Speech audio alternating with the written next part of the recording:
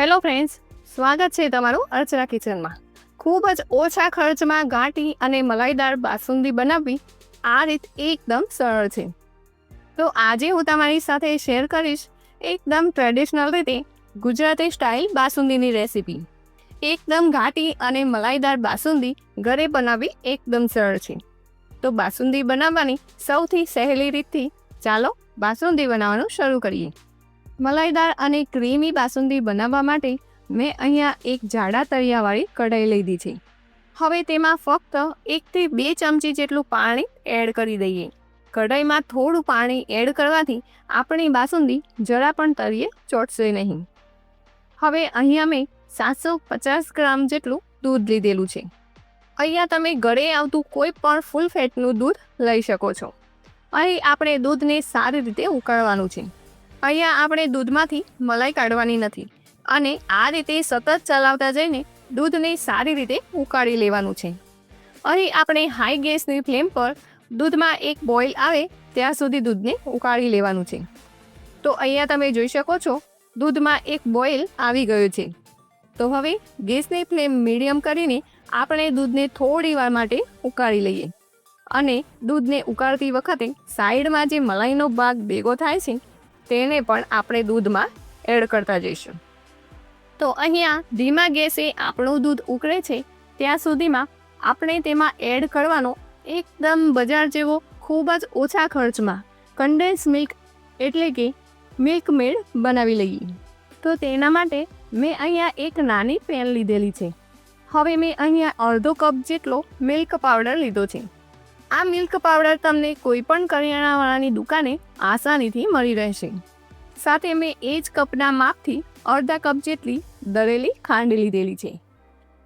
સાથે મેં 1 પિંચ જેટલો બેકિંગ સોડા એટલે કે ખાવાનો સોડા લીધેલો છે અને સાથે મેં 1 ચમચી જેટલું મેલ્ટેડ ઘી લીધેલું છે. તેને પણ તેમાં એડ કરી દઈએ. હવે મેં અહીં 1/4 કપ જેટલું સહેજ હૂંફાળું એવું ગરમ પાણી લીધેલું છે. ગરમ પાણી લેવાથી મિલ્ક પાવડર અને ખાંડ સારી રીતે ઓગળી જાય છે. હવે ચમચાની મદદથી બધી જ વસ્તુને કોઈ પણ જાતના ગાંઠા ન રહે એ રીતે મિક્સ કરી લઈશું. તો આ રીતે સતત ચલાવતા જઈને કોઈ પણ જાતના ગાંઠા ન રહે તે રીતે તૈયાર કરી લેવાનું છે. તો અહીંયા તમે જોઈ શકો છો અહીં આપણું એક રસ મિશ્રણ તૈયાર થઈ ગયું છે. તો હવે આ મિશ્રણને આપણે ધીમા ગેસની ફ્લેમ પર કૂક થવા માટે રાખી દઈશું. તો આ રીતે ધીમા ગેસ પર એક જ ડાયરેક્શનમાં ચલાવતા જઈને મિશ્રણને ઘટ કરી લેવાનું છે. મિશ્રણમાં સોડા એડ કરવાથી તે થોડી વાર માટે ફૂલવા લાગશે અને થોડી વાર પછી તે સરસ એવો ઘટ થઈ જશે.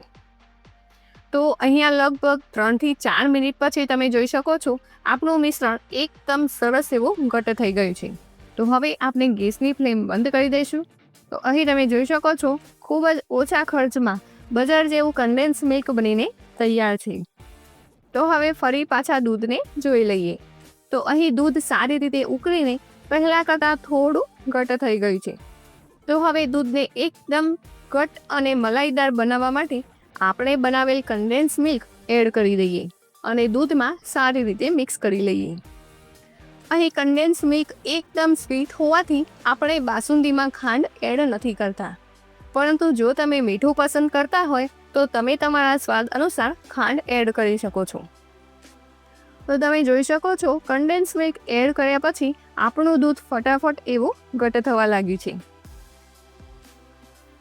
હવે મેં અહીંયા 2 મોટી ચમચી જેટલા ગરમ દૂધમાં થોડું એવું કેસર પલાળી રાખ્યું હતું. તેને એડ કરી દઈએ. કેસરવાળા દૂધથી આપણી બાસુંદીનો કલર અને ટેસ્ટ એકદમ સરસ આવશે. સાથે મેં અહીંયા 1/4 ચમચી જેટલો એલચી પાવડર લીધેલો છે. તેને પણ દૂધમાં એડ કરી દઈએ. હવે બધી જ વસ્તુને દૂધમાં સારી રીતે મિક્સ કરી લઈશું અને દૂધને 1 થી 2 મિનિટ માટે ઉકળવા દઈએ. તો તમે જોઈ શકો છો દૂધ એકદમ ઘટ થઈ ગયું છે અને તેમાં એકદમ સરસ એવો કેસરનો કલર પણ આવી ગયો છે. તો હવે આ સમયે આપણે તેમાં ચોપ કરેલા બદામ અને પિસ્તા એડ કરી દઈશું અને તેને સારી રીતે મિક્સ કરી લઈશું. તો અહીં તમે જોઈ શકો છો અહીં આપણી એકદમ ઘટ ક્રીમી અને મલાઈદાર બાસુંદી બનીને તૈયાર છે. તો હવે ગેસની ફ્લેમ બંધ કરી દઈએ અને તૈયાર થયેલી બાસુંદીને એક બાઉલમાં લઈ લઈએ. હવે તૈયાર થયેલી બાસુંદીને રેફ્રિજરેટરમાં 1 કલાક માટે ઠંડી કરવા માટે રાખી દઈશું. તો અહીં તમે જોઈ શકો છો એકદમ ઘટ્ટ અને મલાઈદાર એવી બાસુંદી બનીને તૈયાર છે. તો મિત્રો, તમને મારી આજની રેસીપી કેવી લાગી કોમેન્ટ કરીને જરૂર કહેશો અને વિડીયો ગમી હોય તો લાઈક, શેર અને સબસ્ક્રાઈબ કરવાનું ના ભૂલતા.